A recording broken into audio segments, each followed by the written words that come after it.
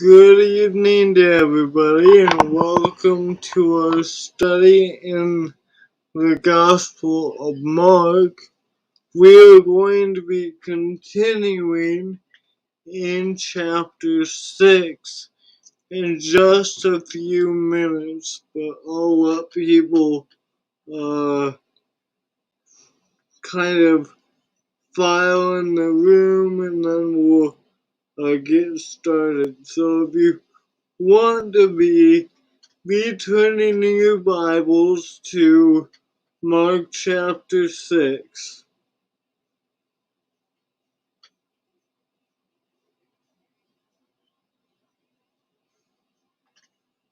And I'm going to set some things up here.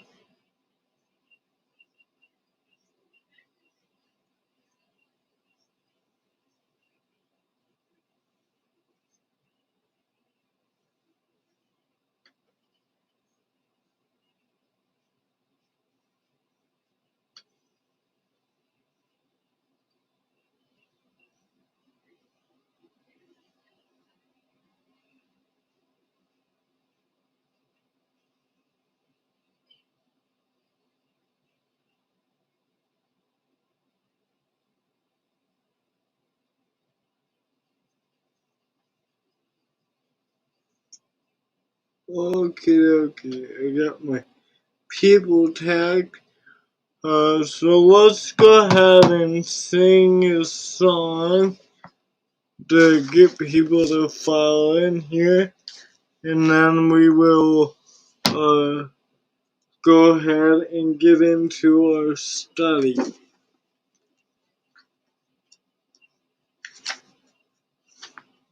Take My Life and Let It Be, number 128 in the Red Hymns Worship Book.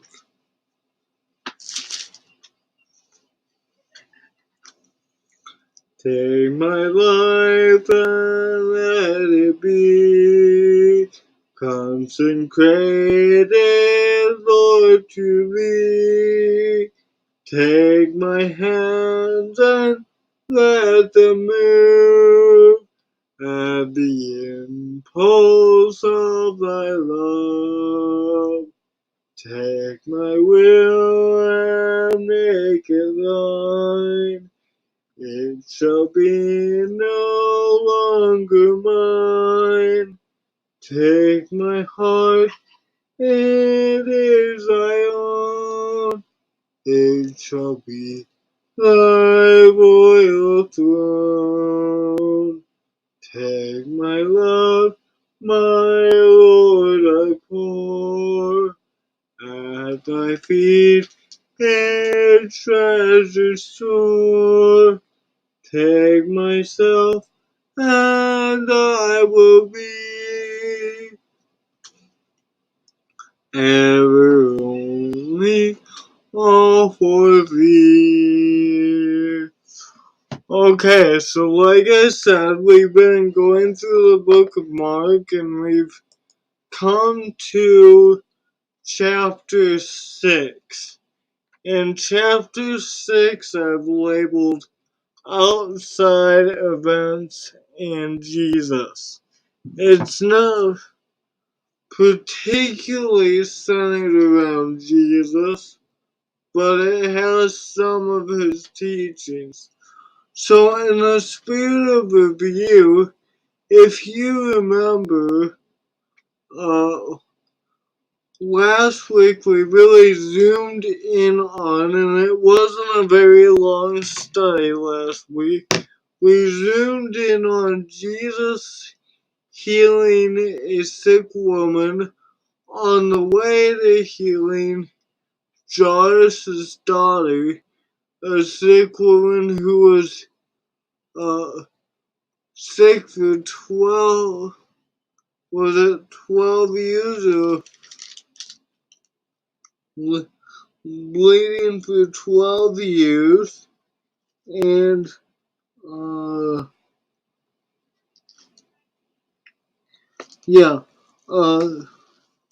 verse 25 of chapter 5,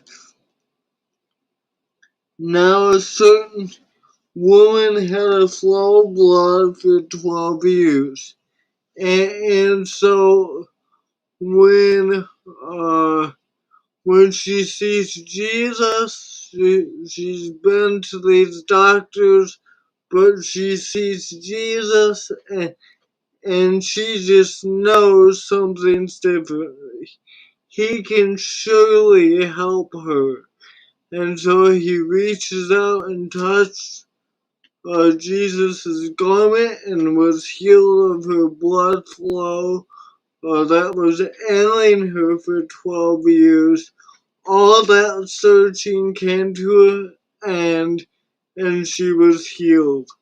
Now, the original intent was to go with Jairus and raise his daughter. And we see in verse 35 what the original intent was to just heal Jairus' daughter. Jairus' daughter was just really sick, but by the time the servants came, they said he's not sick. She's not sick anymore. She's dead. And so they say, why trouble the teacher anymore?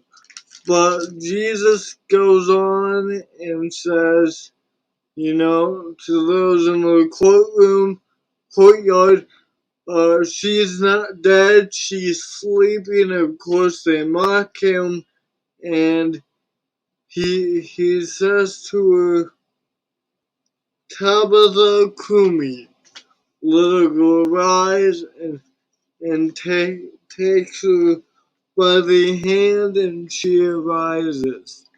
In this chapter, kind of a chapter outline here, in the first 6 verses in chapter 6, Jesus talks about a prophet without honor. And so he's really talking about how those in Nazareth are going to reject him and not want him to be over them. And then, of course, there's instructions to the 12 apostles. Jesus sends them out to heal people and uh, and prevent disease and speak His word. We often call that the limited commission because they're not commissioned yet to go out to the whole world. That we see in verses 7 through 13. In verses 14 through 29, we see that John the Baptist is beheaded. And we'll take a look at that when it comes about. And then Jesus does Jesus does a miracle, actually 2 miracles in 30 through 44. He feeds the 5,000, and 45 through 52, he walks on water. So we're going to look at Jesus' feeding of the 5,000 and Jesus walking on water. And so there's a lot in this chapter. So let's go ahead and start with verses 1 through 6. Then they went out from there and came to his own country. and his disciples followed him. And when the Sabbath had come, he began to teach in the synagogues. And many were hearing him and were astonished, saying, "Where did this man get these things? And what wisdom is which is given to him, that such mighty works are performed by his hands? Is this not the carpenter, the son of Mary, and the brother of James, Joseph, Judas, and Simon? And are not his sisters here with us?" So they were offended at him. But Jesus said to them, "A prophet is not without honor except in his own country, among his own relatives, and in his own houses." Now he could not do mighty works there, except that he laid his hands on a few sick people and healed them. And he marveled because of their unbelief. Then he went out about the villages in a circuit, teaching. So some interesting things to note here. Well, notice he is again in his own country. He he came to his own country, and he was teaching in the synagogues, verse 2. And, and the people were hearing these things and were astonished and kind of put them down. And verse put them down in verse 3. Is this not the carpenter, the son of Mary, and brother of James, Joseph, Judas, and Simon? And are not his sisters here with us? So they were offended at him. They knew who Jesus was. They said, "This is just a carpenter's son. We know his sisters and his brothers. What does he know?" So Jesus is rejected here.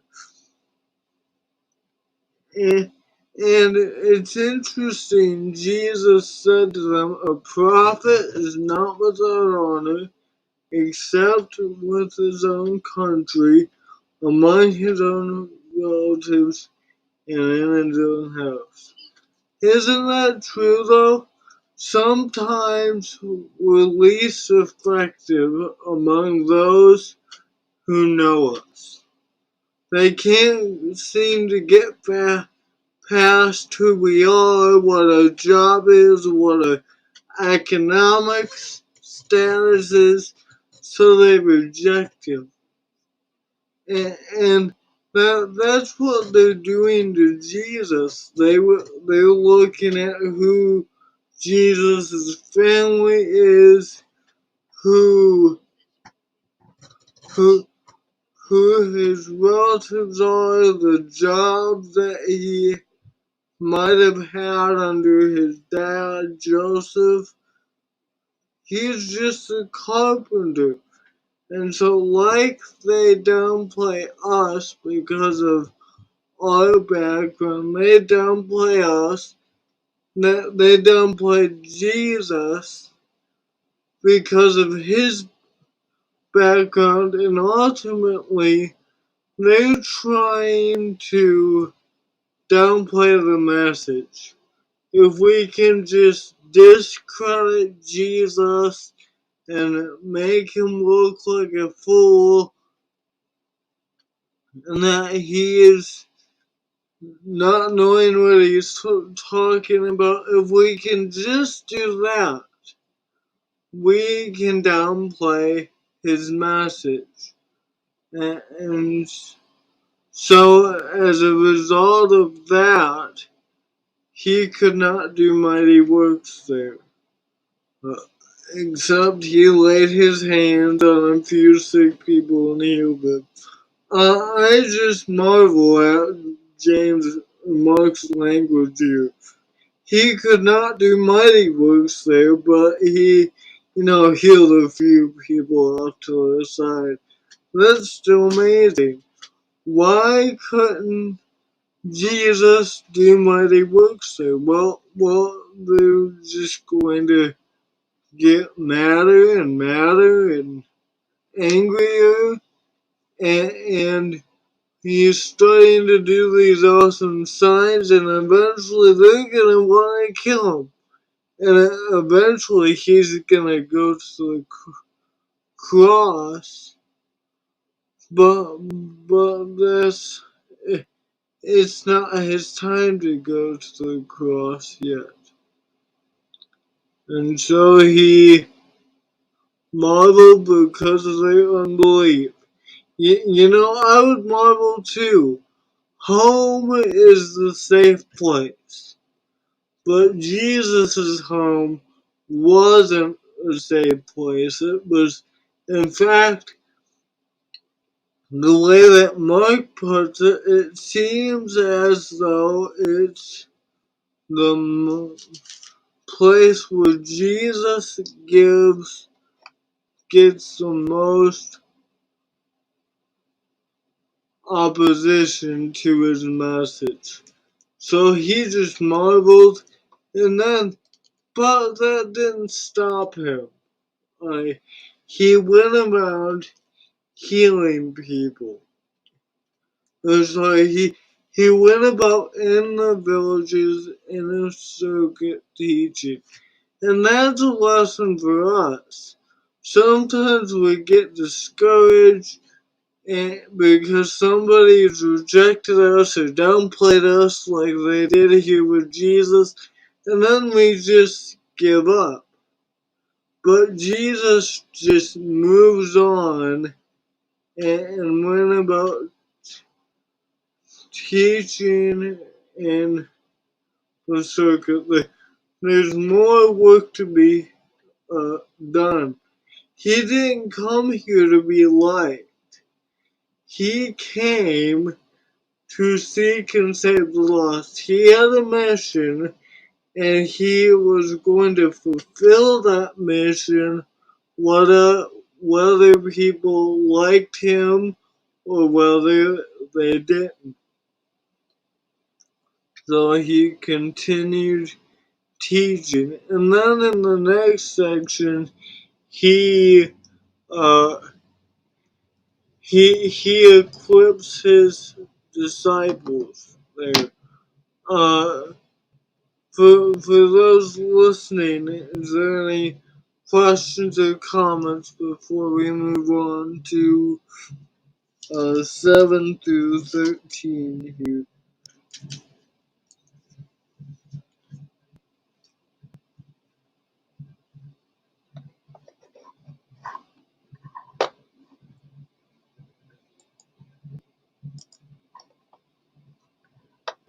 Okay. So as we continue here, alright, this is the section where Jesus is going to call commission his disciples. He called the 12 to himself and began to send them out 2 by 2, and they gave them power over unclean spirits. He commanded them to take nothing for the journey except for staff, no bag, no bread, no copper in their money belts, but to wear sandals and not put on 2 tunics. Also, he said to them, in whatever place you enter a house, stay there till you depart from that place.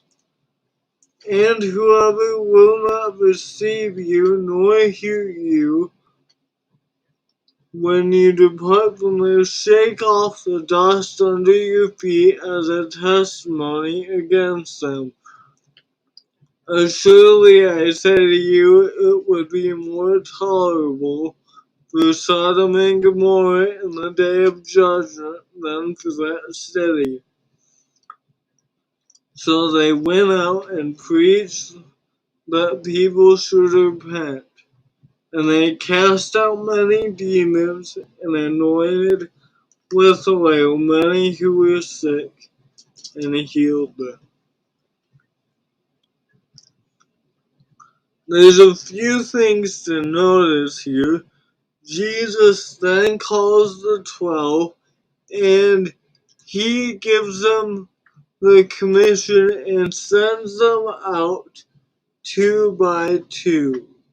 Why is that notable? Well, in Ecclesiastes chapter 4, Solomon writes,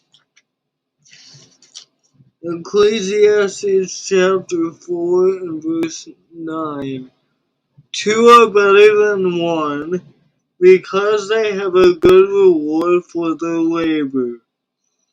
If they fall, one will lift his companion. But woe to him who is alone when he falls, for he has no one to help him up. Again, if two lie together, they will keep warm. But how can one keep warm alone? Though one may be overpowered by another, two can withstand him. A threefold cord is not quickly broken. So Solomon gives us the value of having a companion. He says 2 are better than 1 because they'll have a good reward for their labor. Because if one falls, the other can pick him back up. And they can keep warm and keep the enemy out. So I think this is the reason why Jesus sent his disciples out 2 by 2. They would learn to lean on each other, depend on each other, to fight side by side for this cause. And so that's the importance of sending them out 2 by 2. Having that support system is huge. It gives a unique perspective in preaching. If you're preaching the gospel, that's why a lot of my studies are with other people as I'm teaching online. Because I can't draw out everything from a text, so I will learn to lean on each other, lean on my partner who's teaching with me, and then I will have better support, and maybe I see something in the text that the other person doesn't see, and he corrects me on my position. Levi Westfall has done that many times. And so it's so important to have someone with you, if possible, when you start teaching. Granted, I'm not saying you can't teach by yourself. That would be hypocritical if I was saying that, because I'm currently teaching alone. But have someone to support you, to help you in the gospel. Next, Jesus says, he commands them to take nothing for the journey except a staff, no bag, no bread, no copper in their money belts, but to wear sandals and not to put on two tunics. I think Jesus is, by instructing them to do it this way, he is giving them he is teaching them to be totally reliant upon God. Be reliant upon others, as we talked about, sending them out two by two. They rely on each other, but they have limited resources, so they're not only going to learn to rely on one another, but they're going to learn how to rely on God. And eventually, looking forward, this will be helpful as we get into Acts, because in the book of Acts, they have to learn these principles in order to shepherd the church, to be leaders in the church, and a lot of the elders, the apostles, were governing the church. And this is one of the big principles. You can't do it alone. You gotta rely on God. Galatians 6:2, Paul says, "Bear one another's burdens, and so fulfill the law of Christ." Friendship, companionship is important. Having someone with you to help you rely on God is so important. And then he says in verse 10 through 12, in whatever place you enter a house, stay there till you depart from that place, and whoever will not receive you nor hear you when you depart from there, shake off the dust from your feet as a testimony among them. We're going to have to rely on each other, on God, and rely on others. They're being sent out to teach and to go give power over unclean spirits. And so if someone's not going to hear you, depart from them, shake the dust under your feet. Jesus tells them, don't force someone to hear you.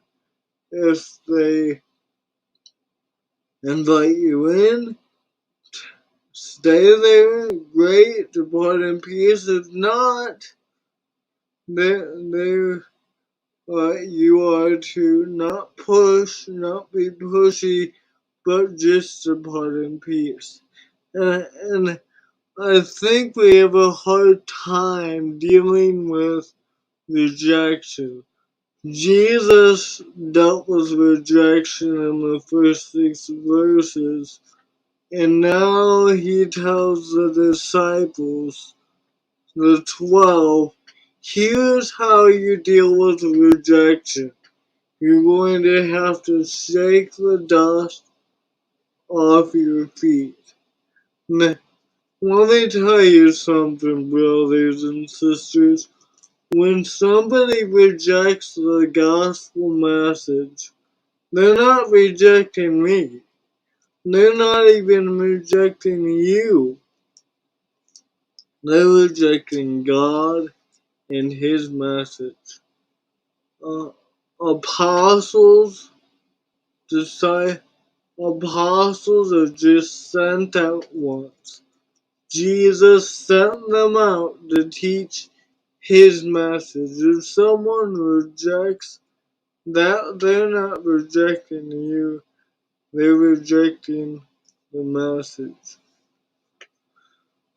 So he compares the rejection to Sodom and Gomorrah.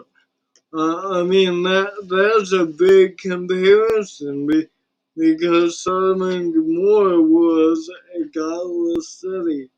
This message is so important that they go out and teach that whoever rejects it is like a godless city. They don't want God, or else they would receive the message with gladness.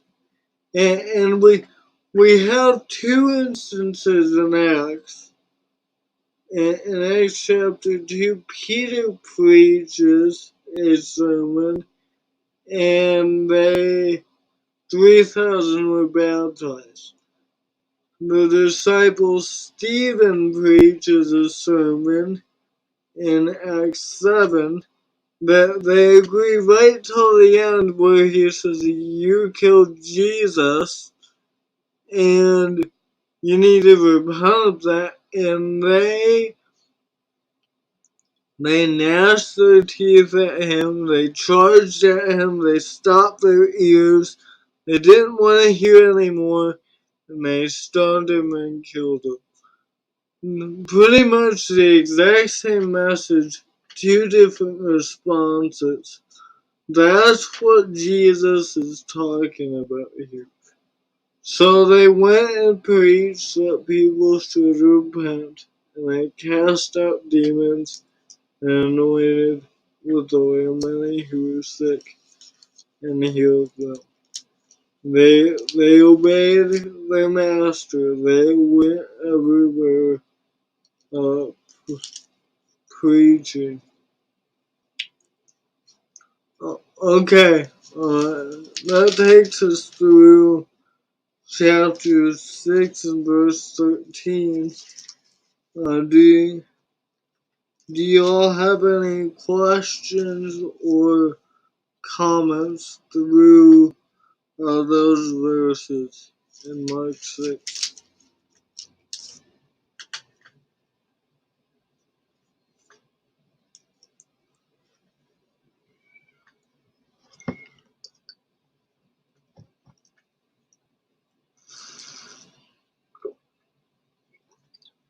Okay. Well, let's see if we can't do 14 through 29, I think is where I have us stopped.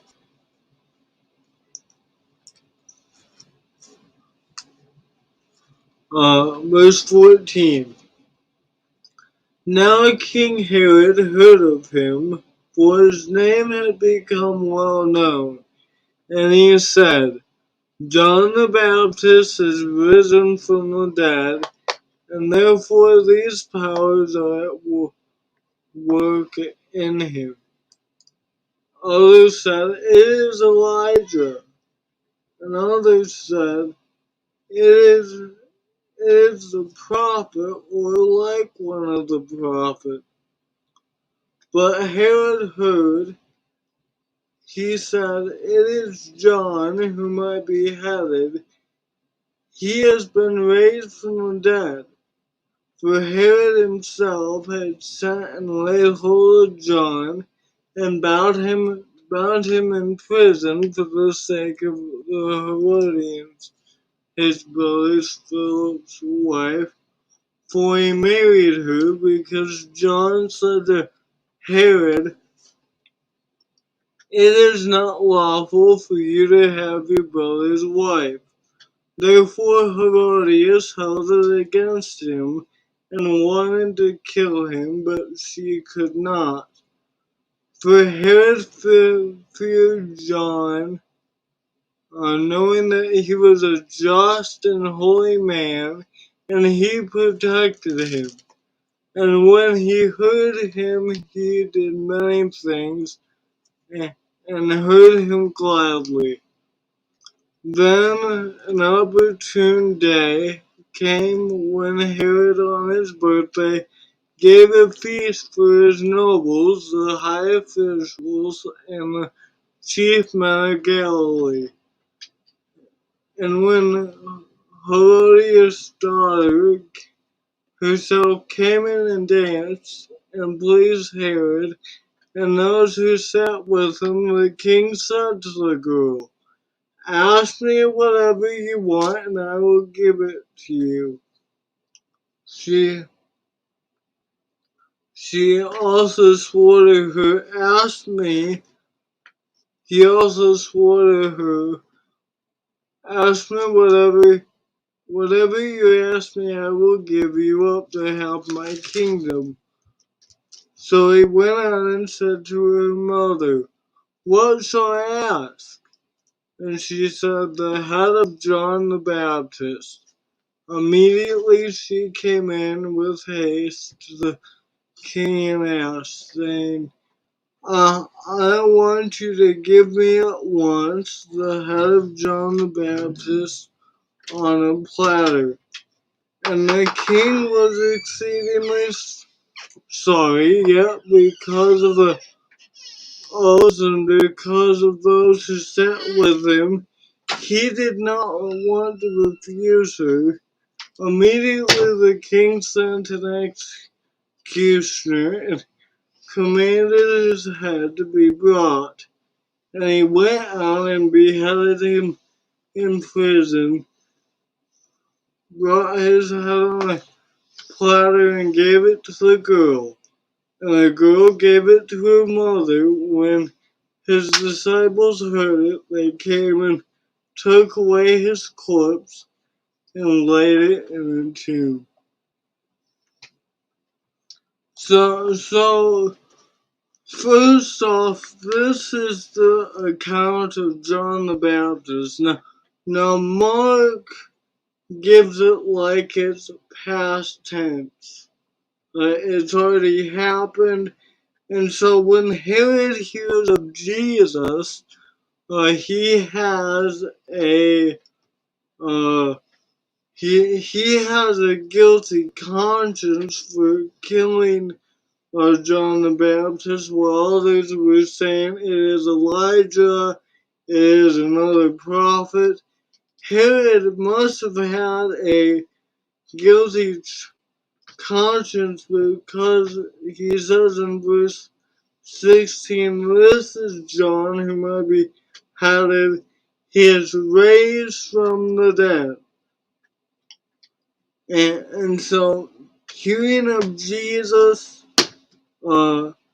his name became well known. Verse 14. I mean, everybody knew of Jesus. So when it gets back to King Herod, he just knows it has to be John.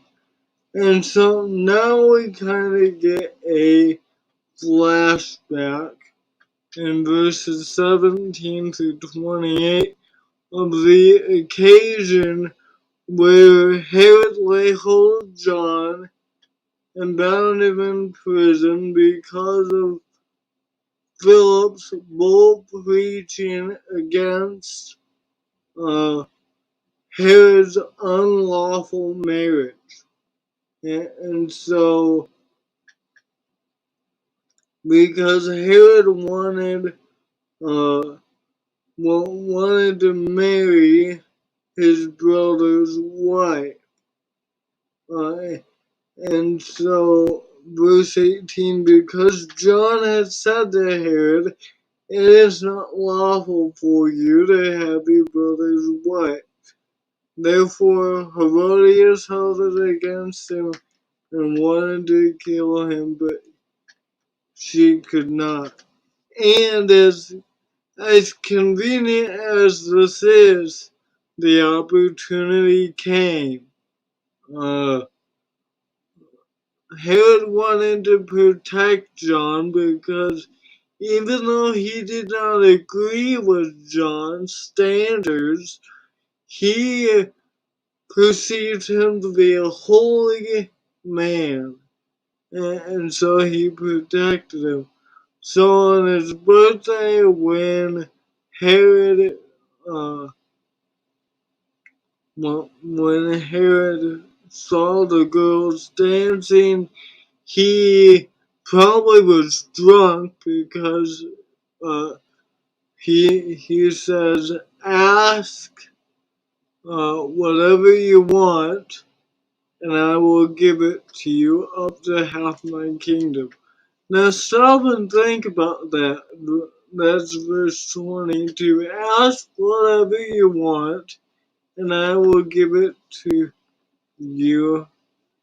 He also swore to her, "Whatever you ask me, I will give it to you, up to half my kingdom." And the reason why, uh, the reason why he made this oath is because he liked the dancing. It pleased him greatly. And so think about what he could have gotten himself into. Up to half my kingdom. Think about all the things uh, he should, all the things she could have asked for, and kind of maybe I want to be queen, you know. I want that half of the kingdom. So you just see the illogical ness of Pharaoh at this party. And so again, under the uh, influence of the mother, the one who wanted John killed, Herodias' daughter, was told, "Ask whatever you want, up to half my kingdom." Herodias' mother influences her to say, "Give me the head of John the Baptist." And the king was exceedingly sorry, yet because of the oath and because of those who sat with him, he did not refuse. Remember verse 19, uh, verse 20, sorry. Herod did not originally want to kill John the Baptist because of the people regarded him as a holy man. He was regarded as a prophet or a high prophet. Even some called him the Messiah. John 1, he has to clear up the fact that he is not the Messiah. So he knew he was a great man, so this vexed him greatly. He was very sorry. First off, he shouldn't make the oath in the first place, but reluctantly uh, he gave John the Baptist's head on a platter. And then the disciples heard it. They came and took away the corpse and laid it in a tomb. John deserved a proper uh, burial. He was a well-respected man. So some lessons from this we could take from is, don't make harsh vows. The king made a harsh vow that he couldn't have keep. He made a harsh vow that he shouldn't have made in the first place, and deal with the problem when it arises. John Herod didn't really Herod didn't really deal with John. He put him in prison and just scared the people and did nothing. So that's our study. Thank you for joining me. We are going to next time go and uh, and, and look at verses 30 through 42. Jesus is going to heal or feed the 5,000. So don't be rash with your lips. Yeah. Yeah, well, see, don't swear else at all, Jesus says. Let your yes be yes and your no, no.